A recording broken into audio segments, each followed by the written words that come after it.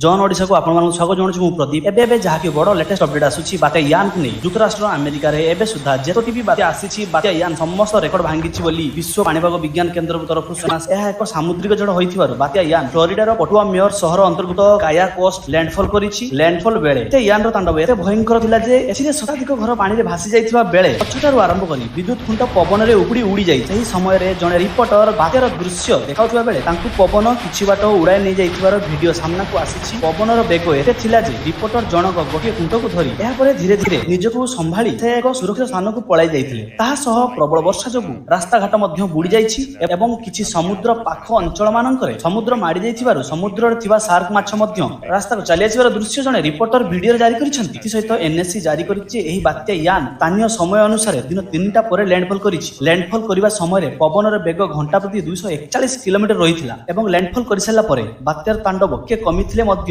ବ୍ୟାପକ କ୍ଷୟକ୍ଷତି ଘଟାଇଥିଲା। ପରେ ଏହା କ୍ୟାଟେଗୋରୀ 3 କୁ ଆସିଥିଲା। ପୂର୍ବରୁ ଏହା ଅତ୍ୟନ୍ତ ଭୟଙ୍କର ବାତ୍ୟା କ୍ୟାଟେଗୋରୀ 4 ରେ ରହିଥିଲା ଏବଂ ବାତ୍ୟା ୟାନର ପ୍ରଭାବ ରାତି ସାରା ରହିବ। ନବେଶରୁ ଆସିଥିବା ଭିଡିଓ ସମସ୍ତଙ୍କୁ ବିଚଳିତ କରିଛି। ଏଥିରେ ସମୁଦ୍ର କୂଳରେ ଥିବା ଘରଗୁଡ଼ିକ ମଧ୍ୟରେ ସମୁଦ୍ର ଢେଉ ବାଡେଇବା ସହ ରାସ୍ତାରେ ପାଣିର ସୁଅ ମଧ୍ୟ ପ୍ରଖର ରହିଛି। ରାସ୍ତା କଡ଼ରେ ଛିଡା ହୋଇଥିବା ଗାଡିଗୁଡ଼ିକ ଏହି ସୁଅରେ କେମିତି ଭାସି ଯାଉଛି ତାହାର ଦୃଶ୍ୟ ମଧ୍ୟ ଆପଣ ଏହି ଭିଡିଓ ମାଧ୍ୟମରେ ଦେଖିପାରୁଥିବେ। ଚାରିଆଡେ ଖାଲି ପାଣି ଆଉ ପାଣି। ଆଉ ଗୋଟିଏ ବଡ ଖବର ସାମ୍ନାକୁ ଆସିଛି। ଏହି ଅଞ୍ଚଳରେ ଅନେକ ଭାରତୀୟ ଏବଂ ଆମ ଓଡ଼ିଶାରୁ ଆମେରିକାରେ ବାସ କରୁଥିବା କିଛି ବ୍ୟକ୍ତିଙ୍କର ଘର ମଧ୍ୟ କ୍ଷତିଗ୍ରସ୍ତ ହେବାର ଏକ ଫୋନ କଲ୍ ମାଧ୍ୟମରେ ଜଣାପଡ଼ିଛି। ଏ ଥିଲା ବାତ୍ୟା ୟାନର ତାଣ୍ଡବ।